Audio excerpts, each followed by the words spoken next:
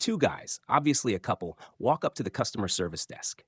Guy number one, "Excuse me, we're here to buy a gift from a wedding registry." Me, "Of course. Can I get the name and registry code?"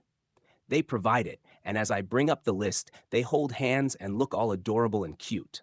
All three of us are shocked by hearing a shrill voice coming from a few feet away from another customer who is approaching angrily. Customer, "No, no, no! None of that! I was hoping you were just friends, but that confirms it. Stop that!" "Ma'am, please stop bothering other customers." To me, "Don't encourage them. This is the kind of stuff that's destroying our country." To his partner, "Wow, babe, us holding hands has the power to destroy the country." Guy number two, "I knew I had a strong grip, but this is incredible. I wonder if we could destroy more?" Getting angrier. "You all know what I mean. Stop making a mockery of our country's values." To me, "So, we've recently been made aware that our hands are so powerful they have the ability to topple superpowers. Is there anything on that registry list that's a little hardy?" Smiling.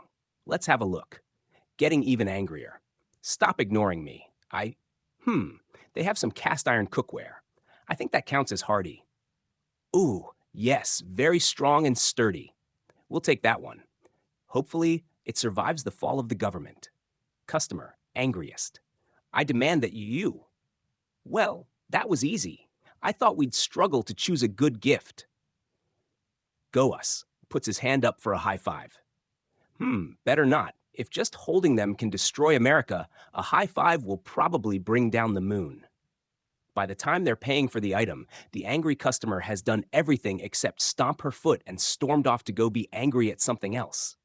By far my favorite customer interaction in all my years in retail. The first thread starts with a comment from Demented Otaku, who wrote, "One party in this interaction was shoving their way of life into everyone's faces. It surely wasn't the happy couple. Get bent, bigots."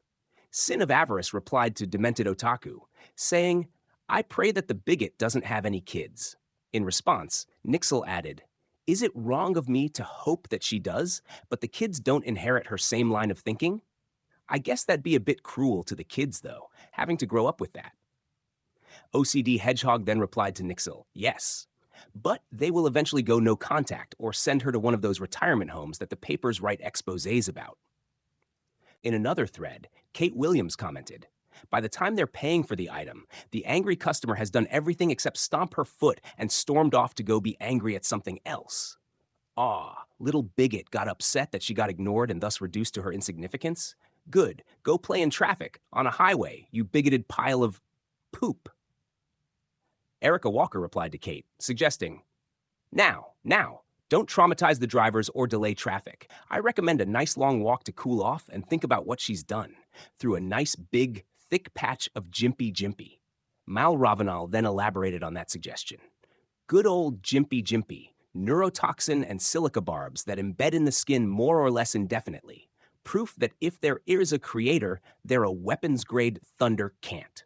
And L'Homme Armé replied to Erica with an image, writing, "Just let her spend the night here," followed by a picture of an ornate black iron gate with a skull and crossbones leading to a place called the Poison Garden. Another discussion started with Bushido Girl, who pointed out the hypocrisy in the story. Customer, getting angrier. "You all know what I mean. Stop making a mockery of our country's values." I thought one of those values was freedom, but I guess not. User Chemical replied to Bushido Girl with a historical point. "Our Constitution originally permitted slavery, and like half the states revolted upon the election of an anti-slavery president. Point is, I'm not so certain how long freedom has been an American value."